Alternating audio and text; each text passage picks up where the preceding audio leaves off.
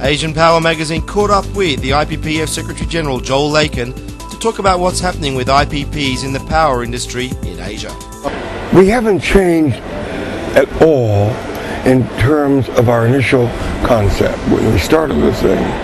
In year 2001 was our first year.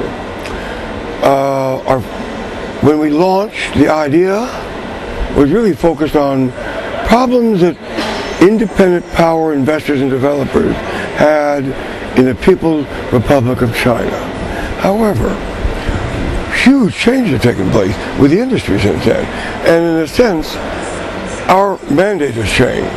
Barely 4 months into the existence of IPPF, IPPF is invited by then Stuart Ballard and Barry Friedman of Foreign Commercial Service to go to our very first meeting with Asia Development Bank in Hawaii, and the scales fell from our eyes. We saw the burning bush. We realized that the potential for our kind of organization is far beyond just the borders of China. And we rapidly became a pan-Asian, working with ADB, IFC, eventually WTO, UN, all this alphabet soup acronym. But all kidding aside, what has happened is we still retain our basic principle of transparency, working toward cleaner regulatory environment for investment. But originally it was all about private power. We've gone through another change because several companies have joined us that are not owned by private companies. A Vietnamese entity called Viet Power, a South African entity called City Power. So where is IPPF now? All over the world, but focusing on Asia. So how do we define Asia? Not just metropolitan Asia, but all across. Pan-Asian, South Asia, Central Asia, far, far West Asia, into the Gulf. More and more emphasis on the massive changes taking place in technology. When we first started, it was a simple world. Big smokestack, big iron. You have a party gathering people involved with new energy and sustainable. You get a bunch of guys wearing ponytails and earrings. Today, it's all pinstripe suits. The lawyers smell the money first. They drag the deal makers in.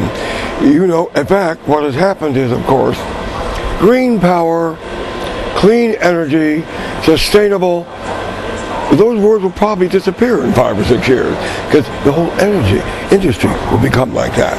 It's kind of like the disappearance of the word compact car before you were born. Detroit came out with a compact car. Then, within 5 or 10 years, all cars became compact, so they don't hear that anymore.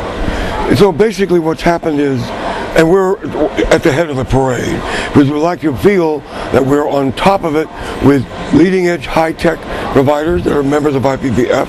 We just picked up a new member from Spain that focuses on providing IT solution, the massive impact of IT that brought about the cracking of the genome will bring about the cracking of the coal conundrum, will bring about massive changes, whether it's a hydrogen economy or clean coal processed out of the mine, will bring about a total change in the structure of where energy and power comes from. And IPPF is involved with all of that.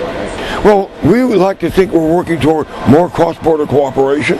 Our whole event that we just did with Viet Power was all about the vertical cooperation, Mekong, from Yunnan. You know, Mekong meanders around, takes in Laos, Cambodia, Burma, Vietnam, Thailand. That's a great example of cross-border cooperation. In South America, they're looking at this. And in Europe, actually, I think in the Mekong, they're kind of ahead of the rest of the world. The way they, but then again, they're all landlocked. Like Thailand got 6 countries they border on. The Philippines, Indonesia, a bit different because they're all like islands, so they can't enjoy that same kind of cooperation. But the Philippines, Indonesia has another interesting asset. They call it the Ring of Fire, all the volcanoes. So you've got all different kinds of solutions. Meanwhile, when you talk to the guys who have been around pipeline and people have been in it for 40 years, the idea, the conventional wisdom is there's no way that alternative, sustainable, today can fill the needs and demands of what consumers want with a good lifestyle. They want air conditioning. 400 million Chinese are waiting for the new Buick. What, you're not going to tell them they can't get in the new Buick. So what are you going to do? We can't, half a century ago, then 160 million Americans created an acid rain situation that was horrible. So if 400 million Chinese step into brand new Buicks, they better do it with engines that are not going to pollute the environment. So we got some huge changes taking place. But I want to make a point there. We always still revolve around the making of power, whether it is private power or public power. So we may be doing a name change. Pakistan is one of the 3 countries that we focus on as a country focus. In fact, you're interviewing us here at Powerton Asia, where Pakistan, along with I think a couple of other countries, are country focused. Now, Indonesia, Philippines, Thailand, of course. China is very difficult. At the moment, we talk to most of our members. We want to get into China, they say, but they don't know how to do it.